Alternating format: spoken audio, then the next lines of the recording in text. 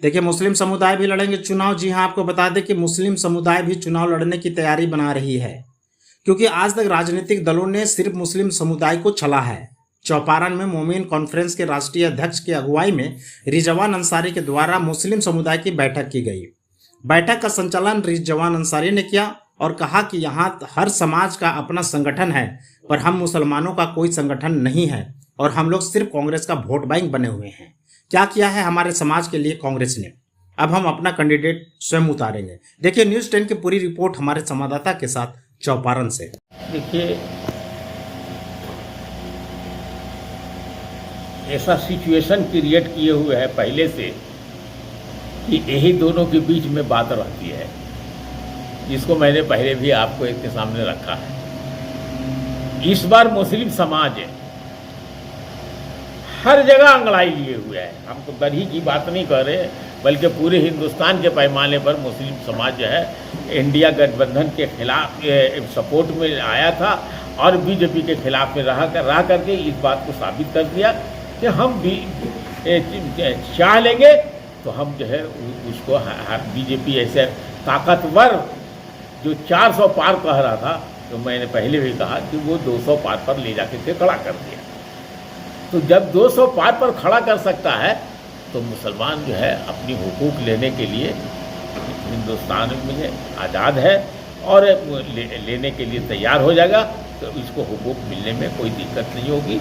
बल्कि हम समझते हैं कि मुसलमान जो है इस बार अपने हुकूक लेने के लिए इस बार के चुनाव में खास करके झारखंड में और बिहार में एकजुटता दिखाई देगा और दिखा करके मुसलमान जो है अपनी हुकूक को लेकर।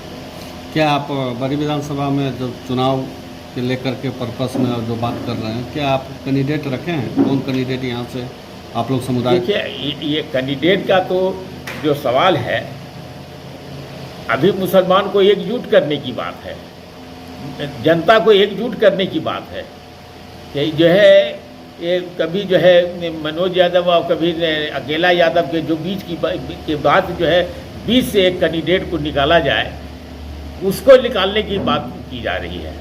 कौन कैंडिडेट होगा ये तो अभी हम बता नहीं सकते हैं और ना अभी कोई इस समाज के लोग कोई बताएंगे, लेकिन इसी में से कोई जो है एक जो है उम्मीदवार इस बार बड़ी विधानसभा से खड़ा जरूर होगा।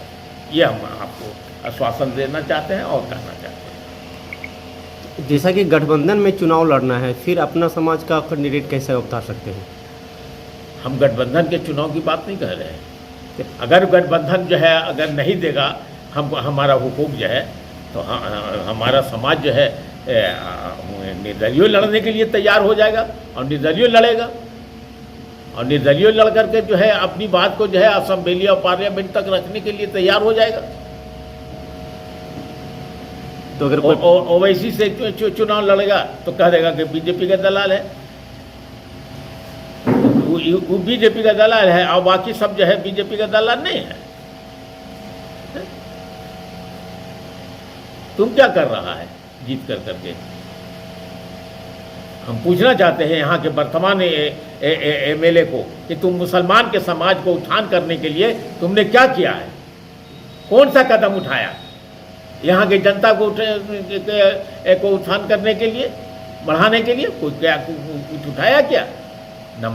खिलाफ होकर के मनोज यादव के खिलाफ जो है अकेला यादव को लाया गया था कि एनर्जेटिक लड़का है, ये कुछ करेगा, लेकिन ये भी तो कुछ नहीं किया। ये भी जो है वो खाली अपने यादव को समाज में ही जो है बंद करके रह गया और खाली चुनावी समीकरण के लिए। कोई यादवों के लिए भी तो भले कोई काम थोड़ी किया है, कोई उत्थान का काम किया है क्या?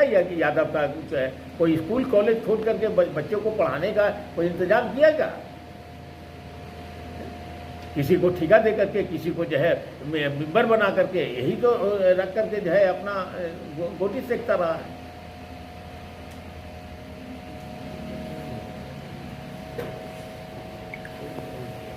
क्या मुस्लिम समुदाय का कोई अभी पार्टी नहीं है।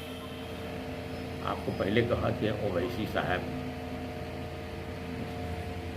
इत्तेहादुल मुस्लिमीन एक पार्टी चलाते हैं, उसके तहत वो चुनाव लड़वाते हैं। तो वो जब चुनाव लड़वाते हैं तो उसमें जो है उनको कह दिया जाता है कि ये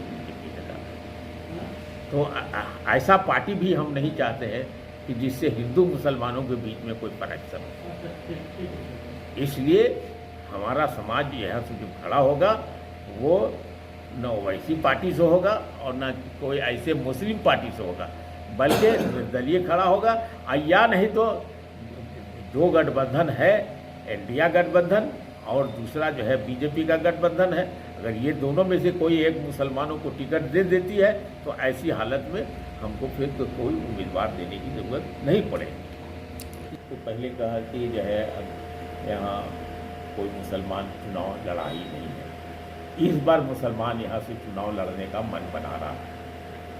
तो हम जो है हिंदू मुसलमान के सवाल पर नहीं बल्कि पूरी जनता के सवाल पर हम बात करेंगे कि यहाँ की पूरी जनता जो है उसको जिता करके एक मुसलमानों को भेजे ताकि उसको लगे कि हाँ भाई हाँ हिंदुस्तान की आज़ादी के बाद यहाँ से मुसलमान भी चुनाव जीत करके जा सकते हैं और समाज में गए। देखिए पर्पस तो वही है, लेकिन अब समाज तय करेगा।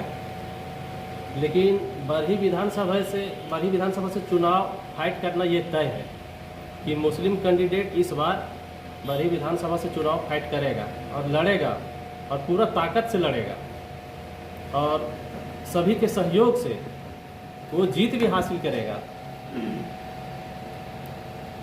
तो कैंडिडेट देखिए 2-4 दिन में वो भी क्लियर हो जाएगा, उसका नाम भी क्लियर हो जाएगा।